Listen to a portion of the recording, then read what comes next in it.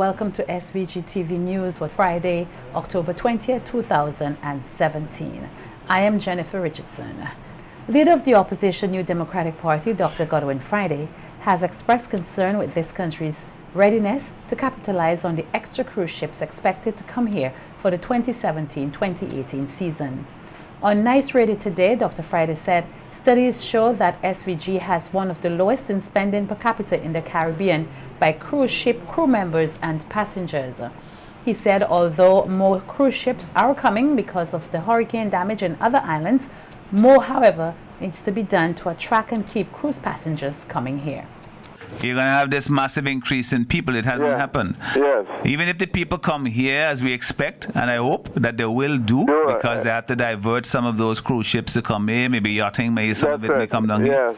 And next year people may book to come here rather than elsewhere. And then the opportunity is that you have more people coming now, so we're going to be exposed to more.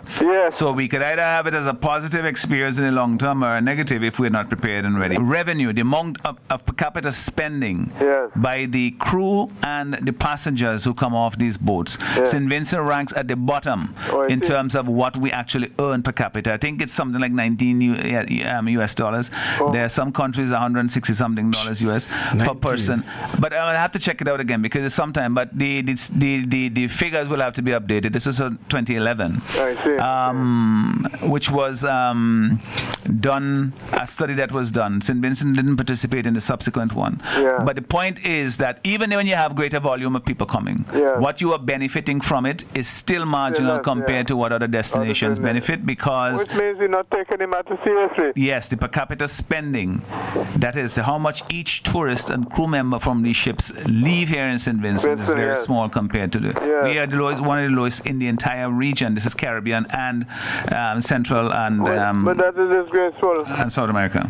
The opposition leader believes that the Pirates of the Caribbean movie set should have been developed into a theme park, as this is one of the sites that tourists are anxious to explore. You were talking to taxi drivers and they'd tell you the opportunity that we've missed with the Pirate of the Caribbean as a major tourist attraction, as a theme park that can be developed. It's still not too late, because people, when they come on the cruise ships, I'm told that's one of the things they have on their agenda that they want to go there. But you know, it needs to be developed. If you can get a private sector, people give them the concessions, let them develop it, or government can give a partnership to do it.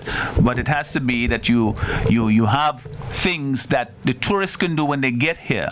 Otherwise, they come, they walk off the ship, they walk around Kingstown, they may pick up a couple of postcards, and we blame them and say that they ain't buying nothing. But you got to give them something to buy. You know, how come in other destinations they spend more? We have the best, one of the best tourism destinations anywhere on God's planet. That's not just the geography. Yes, that is something we've been blessed with, you know. But we have to use it. Exactly. You know.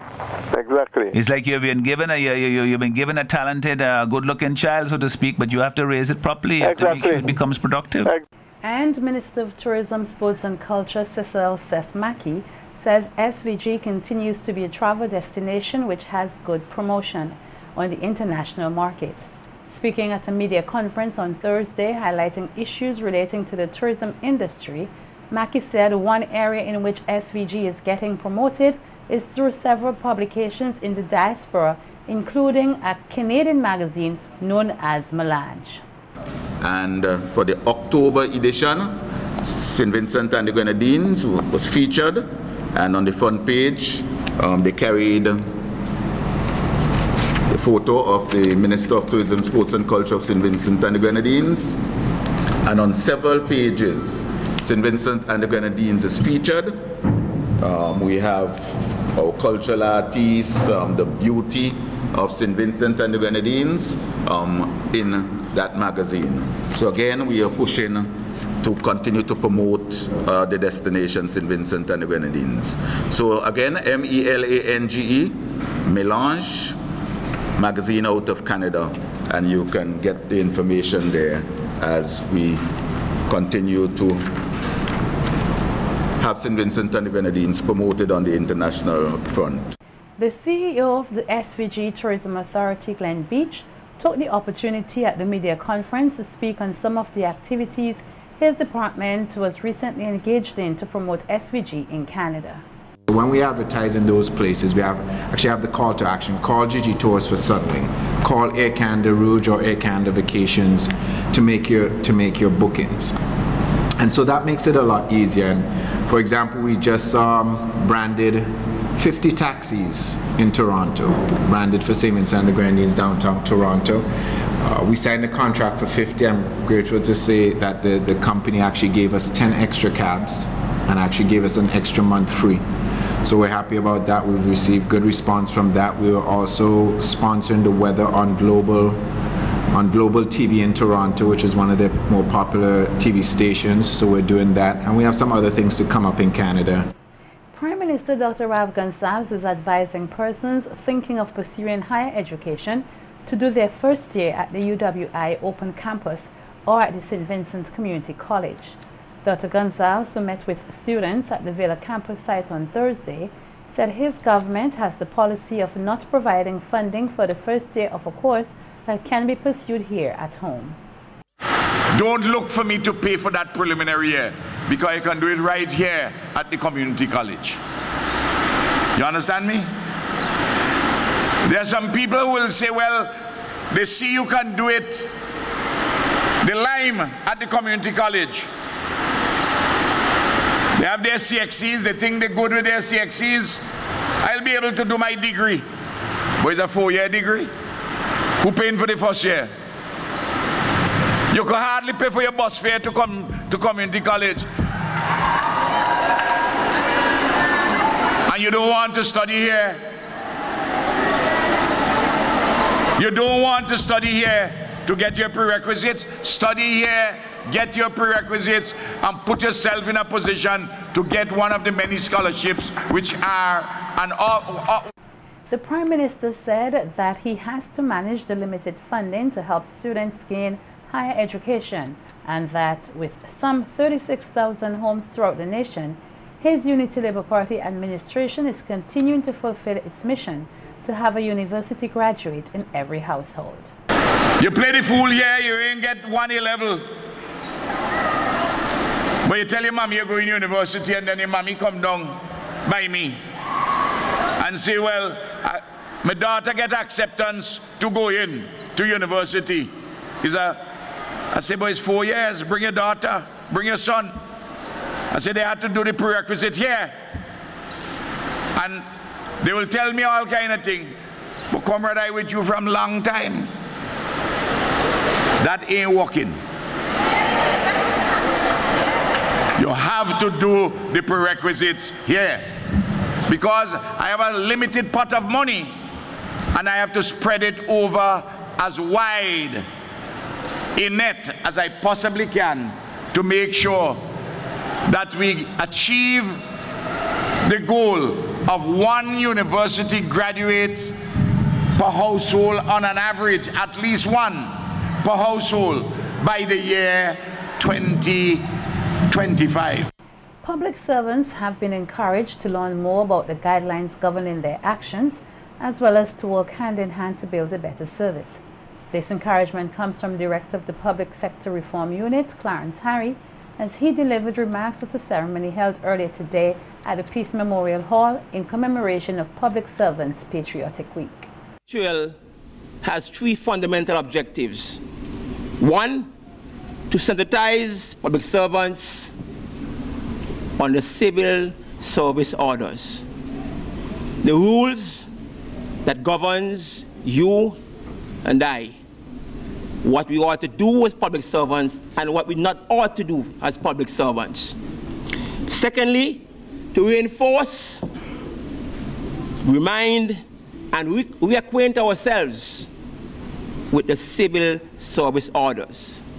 And lastly, to strengthen the compliance that governs the public service.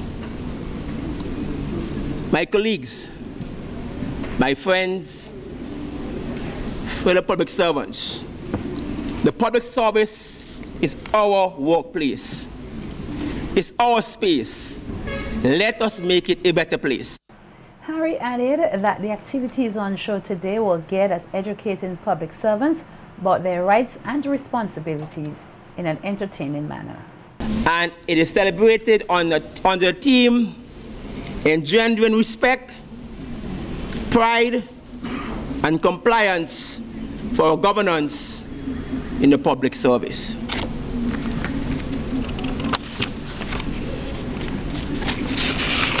Colleagues, public servants, all.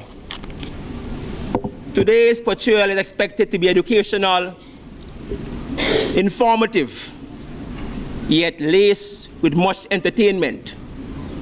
However, the messages and opportunities must not be lost nor missed, but rather we ought to embrace the opportunities and information that's been passed on to us. Let's use that information for the betterment of ourselves and the public service. Also giving remarks was Cecil Blazer Williams, Chairman of the Police and Public Service Commissions, who stated that public servants are tasked with various responsibilities in which discretion must be utilized, and highlighted one of the examples. You tell a man who comes from Sandy Bay to get a check at the Treasury that somebody didn't sign something, or he has to maybe go and do something else before he can get that check. That's $10 or more coming and going. So you have to learn that there are a number of things that you see in regulations in the CSOs which you ought to comply with. But sometimes the fact, the immediate situation would require you to make decisions, and that is what a good civil servant does, you know. The ability to make sound decisions when you're faced with a critical problem. Love is not possession, but about aiding another in being the best they can be. That's according to local psychologist Dr. Giselle Miller, as she spoke today in relation to the issue of domestic violence and abuse and what persons can do to avoid getting into dangerous relationships. Dr. Miller stated a lot of persons have a misconception as to what love is and end up being in abusive relationships. She took the opportunity to highlight some signs which could indicate that a person can be an abusive partner. Relationship is a dangerous one. If the person is possessive, that they have to tell you what to wear, what to eat. Even one guy, I heard him saying to his girlfriend, if you only put on 1 pound, I leave you.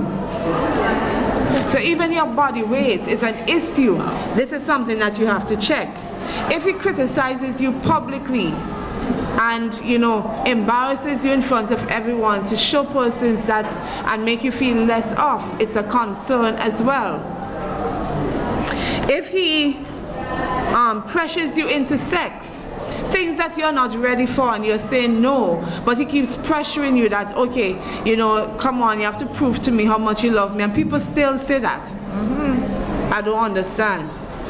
But if by chance you're in a situation where persons are still doing these things to you, you need to get out. Dr. Miller said exposing incidents of abuse as well as exercising wisdom with one's life choice will also go a long way in alleviating the issue of domestic violence. Stop.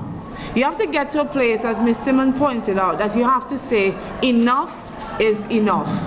I can't take this anymore, and you have to put an end to it. So you have to stop it in its tracks. When you see it, when you have a suspicion in your mind that something seems off, do not entertain it, do not engage it, end it right away. The other thing is that you have to expose it. Don't be afraid to tell persons that he hit me, or he's embarrassing me, or he's controlling, or he's jealous, or he's possessive, or whatever. Don't be afraid to expose it. You need to put it out there. Shine light on it, because when light is on it now, he is not going to likely be able to continue. All right? Then you have to make sure that you exercise wisdom. You have to exercise wisdom in what you do, how you go about making the decisions about your life from there on. Also giving remarks was lawyer Zita Banwell, who said regardless of who makes a complaint about domestic abuse, the police have a responsibility to record and investigate the matter. So if your neighbor has witnessed something and said, oh, I'm going to the police and make a report on this person's behalf, the police is obligated to actually record it and investigate it.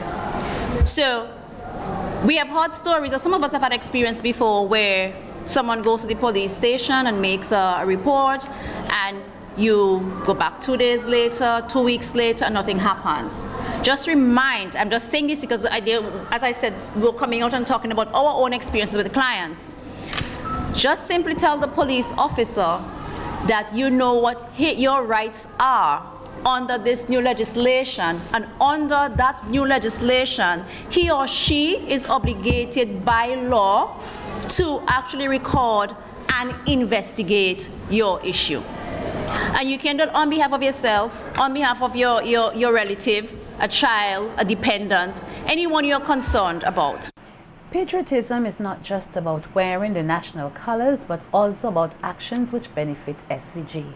That's according to President of the SVG Calypsonians Association, Earl Capper Bennett, as he spoke at a media conference earlier this week on several activities the association will be engaged in over the coming weeks and months. Bennett stated that actions and deeds are of importance in showing love for one's country, and the competition on climate change, a phenomenon which affects SVG, is one way the association can show its love for the country. And fittingly now, when I look at the theme of independence, our third independence, working together to enhance national pride, I think that climate change is really, and the competition is apt and timely. Because some persons believe, in fact, they subscribe to the notion that independence is wearing national colors.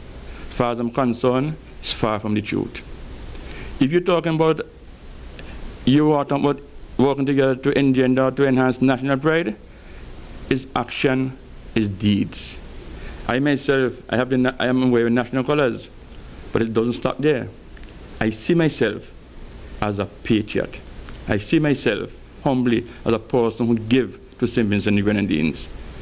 So I am saying to persons, even while we celebrate independence now with the theme, let's not let it be hollow.